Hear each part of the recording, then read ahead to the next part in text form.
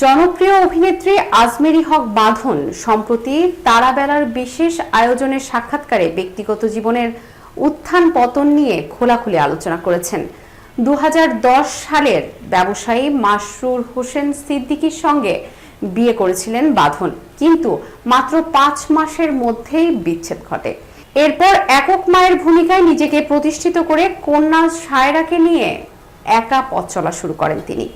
মেয়ে সায়রাও এখন বোঝে মায়ের একক সংগ্রামের গল্প এবং তাই সে চায় মায়ের জীবনে একজন সহচর থাকুক, যিনি রক্ষক নয় বরং জীবনসঙ্গী হবেন। বাঁধন বলেন, আমার জীবনসঙ্গীকে অবশ্যই ফেমিনিস্ট হতে হবে, কারণ আমাকে বারবার বুঝিয়ে বলতে হবে না কেন আমি ফেমিনিস্ট এবং কি চাই।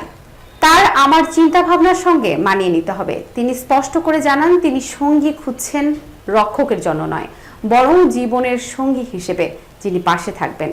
বাঁধন আরো বলেন, 40 বছর পার করে নতুন জীবন শুরু করছি, মনে হয় একজন সঙ্গী থাকতেই পারে, মানুষ একা থাকতে পারে না।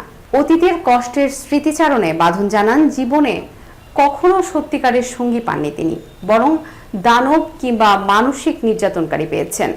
এই অভিজ্ঞতা থেকে তিনি এখন প্রকৃত এবং সমমনা সঙ্গীর প্রত্যাশায় আছেন।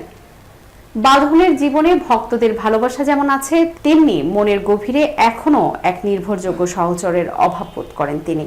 নতুন জীবনের আশায় মেয়ের ভালোবাসা ও নিজের আত্মবিশ্বাসকে শক্তি করে জীবনযাত্রা চালিয়ে যাচ্ছেন আজমেরী হক বাঁধন।